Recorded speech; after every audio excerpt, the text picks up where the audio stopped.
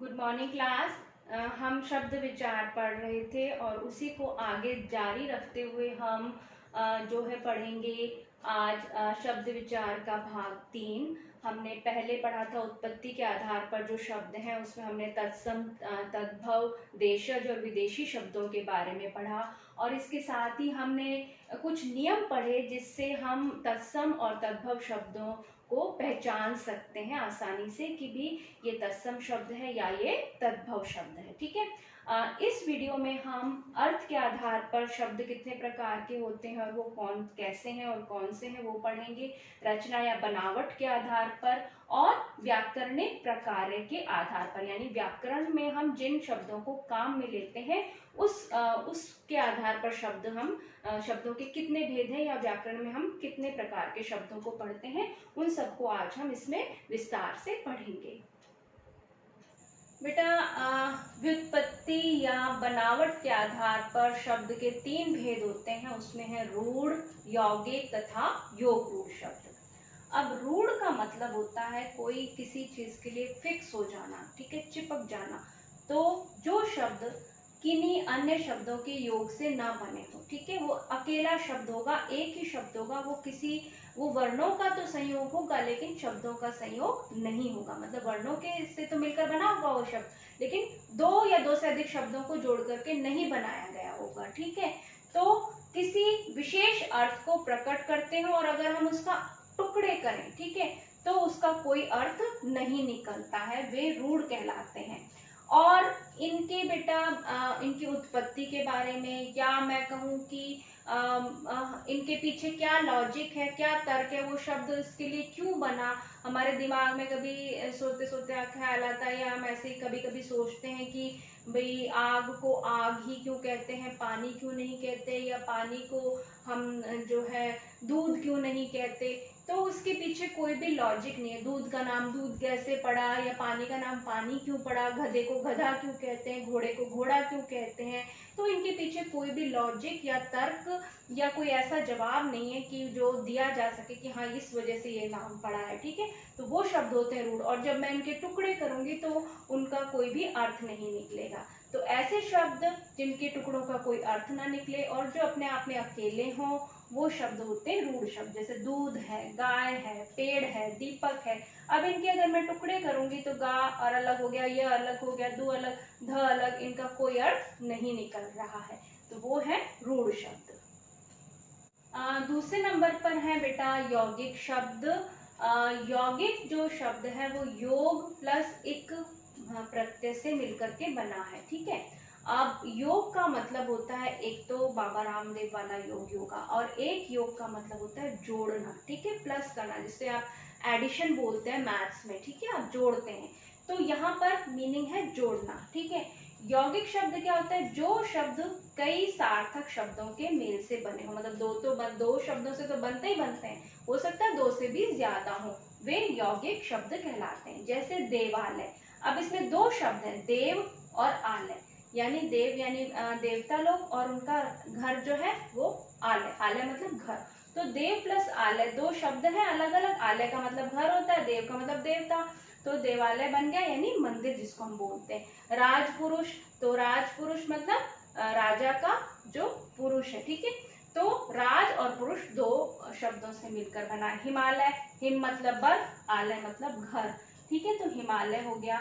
देवदूत, देव प्लस दूत यानी देव का दूत, दूत मतलब जो मैसेज लेके जा रहा है, और देव मतलब देवताओं का जो के मैसेज को, संदेश को ले जाने वाला वो दूत होता है। ठीक है, तो ये शब्द जो है 2 सार्थक शब्दों से मिलकर बने हुए हैं, इसलिए ये शब्द क्या है, यौगिक शब्द है। ठीक है, जो बेटा तीसरे प्रकार के शब्द है वो है योग रूढ़ शब्द, और योग रूढ़ शब्द जो है योग प्लस रूढ़ से मिलकर बना है। योग का मैंने आपको मीनिंग बताया था, ऐड करना, जोड़ना, और रूढ़ मतलब जो किसी चीज के लिए फिक्स हो गए हैं, चिपक गए हैं, वो शब्द। ठीक है, तो वे शब्द जो यौगिक तो है, मतलब 2 शब्दों से मिलकर बने हैं, यौगिक है मतलब यौगिक शब्द है, मतलब जो यौगिक शब्द हमने क्या पढ़ा था कि जो 2 शब्दों से मिलकर के बनते हैं। ठीक है, किंतु सामान्य अर्थ को न प्रकट कर किसी विशेष अर्थ को प्रकट करते हैं। क्योंकि यौगिक शब्द और योग रूढ़ शब्द में क्या अंतर हुआ, मिलाकर तो ये भी बन रहा है और यौगिक शब्द भी बन रहे थे, लेकिन यौगिक शब्द में तो वही अर्थ निकलेगा जो अर्थ उन दोनों शब्दों का है। जैसे मैंने बोला विद्यालय, तो विद्या का आलय यानी जो पढ़ाई का घर है, विद्या का घर है, वही अर्थ निकल रहा है। पुस्तकालय यानी पुस्तकों का घर, जहाँ बहुत सारी पुस्तकें रहती हैं, हम उसको पुस्तकालय बोलते हैं। पुस्तक प्लस आलय 2 शब्दों से मिलकर बना है। विद्या प्लस आलय, विद्यालय 2 शब्दों से मिलकर बना है, यौगिक शब्द हो गया, ठीक है। लेकिन जो योग रूढ़ शब्द है वो भी 2 शब्दों से मिलकर बने हैं, लेकिन वो किसी एक विशेष व्यक्ति या वस्तु या किसी और के लिए वो जो है रूढ़ हो गए, फिक्स हो गए। उनका अर्थ, सामान्य अर्थ तो कुछ और निकलेगा, लेकिन वैसे देखा जाए तो उस शब्द से हम किसी और की ओर वो संकेत करते हैं। जैसे बेटा पंकज, अब पंक का मतलब होता है कीचड़ और ज का मतलब होता है उत्पन्न होने वाला, कीचड़ में उत्पन्न होने वाला। अब कीचड़ में तो बहुत सारी चीजें उगती हैं, ठीक है, लेकिन पंकज शब्द जो है कमल के लिए रूढ़ हो गया, ठीक है। कीचड़ में तो बहुत सारे कीड़े मकोड़े बहुत सारी चीजें हैं जो उग जाती हैं, तो उसमें पंकज जो शब्द है उसका अर्थ तो निकलता है जो कीचड़ में उत्पन्न होता है, और कीचड़ में उत्पन्न होने वाली बहुत सी चीजें हैं, लेकिन पंकज रूढ़ किसके लिए हो गया, कमल के फूल के लिए, ठीक है। दशानन, अब दशानन जो है, दशानन का मतलब होता है 10 है, आनन मतलब फेस जिसके। अब रावण, मैंने पहले आपको बताया था कि रावण के जो है दिमाग जो है 10 माइंड के बराबर, दिमाग के बराबर उसका अकेले का माइंड था, इतना शार्प उसका दिमाग था। तो क्योंकि वो इतना बुद्धिमान था, इतना विद्वान था, इसलिए उसका नाम पड़ गया दशानन, ठीक है।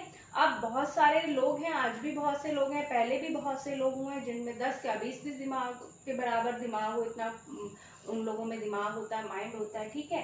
तो लेकिन दशानन सुनते ही हमारे दिमाग में कौन आता है, रावण, कि भाई ये रावण के लिए आ रहा है, ठीक है। तो ये फिक्स हो गया रावण के लिए, समझ में आ गया। तो पंकज कीचड़ में उत्पन्न, सामान्य अर्थ प्रचलित न होकर कमल के अर्थ में रूढ़ हो गया है, ठीक है, इसलिए पंकज योग रूढ़ शब्द है, और इसी तरह से दशानन भी योग रूढ़ शब्द है, ठीक है। इसी तरह से लंबोदर है, ठीक है, लंबा है उदर जिसका, तो जिसका इधड़ लंबा हो हम उसको क्या कह सकते हैं, वही लंबोदर। लेकिन लंबोदर किसके लिए फिक्स है, वो फिक्स है गणेश जी के लिए। लंबोदर हम बोलेंगे तो हमारे दिमाग में कौन आएंगे, गणेश जी, यानी अर्थ तो कुछ और निकल रहा है, लंबा उदर, ठीक है, लेकिन वो फिक्स किसी तीसरे अर्थ के लिए हो रहा है, इसलिए इस वजह से वो योग रूढ़ शब्द कहलाते हैं, ठीक है। 3rd नंबर पर बेटा अर्थ की दृष्टि से शब्द भेद, ठीक है। तो अर्थ की दृष्टि से जो है शब्द के 2 भेद हैं, वो है सार्थक और निरर्थक। सार्थक का मतलब होता है जिसका कुछ ना कुछ अर्थ निकले, तो वो शब्द जो है सार्थक कहलाते हैं। जैसे रोटी है, पानी है, ममता है, डंडा है, इन शब्दों के अर्थ निकल रहे हैं, इस वजह से ये शब्द क्या है, सार्थक है। लेकिन निरर्थक शब्द भी हमारी भाषा में प्रचलित है या हम उसको काम में लेते हैं। जैसे जिन शब्दों का निरर्थक मतलब जिसका कोई भी अर्थ नहीं निकलता, सार्थक मतलब अर्थ के साथ, निरर्थक मतलब अर्थ के बिना, जिनका कोई अर्थ नहीं है, ठीक है, वे शब्द निरर्थक है। जैसे रोटी वोटी, पानी वानी, ठीक है, डंडा वंडा, हमने इसको, अब ये बोटी है, पानी वानी है, वंडा है, इन सब ये शब्द निरर्थक है, इनका कोई अर्थ नहीं निकलता है। तो और ऐसे निरर्थक शब्दों पर व्याकरण में कोई भी विचार नहीं किया जाता, मतलब उनके बारे में कोई चर्चा नहीं है कि वो कैसे हैं, क्यों हैं, बस वो थोड़े बहुत हमारे बोलचाल में या कभी किसी कहानी में और साहित्य में वो काम में, ऐसे लिखने में काम में आ जाते हैं, ठीक है। तो वो है निरर्थक शब्द। शब्द भेद का बेटा जो चौथा आधार है वो है प्रयोग की दृष्टि से, ठीक है। प्रयोग की दृष्टि से यानी व्याकरण में हम कितने प्रकार के शब्दों को पढ़ते हैं, तो व्याकरण में हम टोटल 8 प्रकार के शब्दों को पढ़ते हैं। वैसे तो 9 है, एक 9वां भेद होता है निपात, वो मैं आपको बताऊंगी आगे। वैसे हम मुख्य रूप से 8 प्रकार के शब्दों को पढ़ते हैं। वो उनको हमने 2 भागों में बांटा हुआ है, एक है विकारी शब्द और दूसरे हैं अविकारी या अव्यय शब्द। विकार का मतलब होता है बेटा चेंज आना, बदलाव आना, तो वो शब्द जो अपना रूप परिवर्तन कर लेते हैं, मतलब अपना रूप बदल लेते हैं, वो शब्द होते हैं विकारी। जैसे मैं है, ठीक है। मैं का मुझे हो सकता है, मेरा हो सकता है, हमें हो सकता है, हमारा हो सकता है, ठीक है। अच्छा शब्द है, ठीक है, अच्छा का अच्छे हो सकता है। और खाता है तो खाती है, खाते हैं, ये हो सकता है। तो विकारी जो शब्द हैं जिनमें बदलाव आता है और जिनको हम व्याकरण में पढ़ते हैं, वो 4 शब्द हैं: संज्ञा, सर्वनाम, विशेषण और क्रिया। जैसे लड़का संज्ञा शब्द है तो लड़का का लड़के हो सकता है, लड़कों हो सकता है, ठीक है। लड़की लिंग बदल करके स्त्रीलिंग करके उसका लड़की हो सकता है, लड़कियां हो सकता है, ठीक है।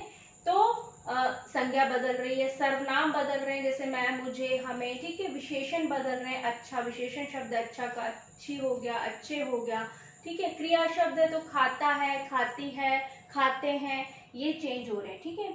फिर दूसरा जो इसका भेद है प्रयोग की दृष्टि से, वो है अविकारी शब्द।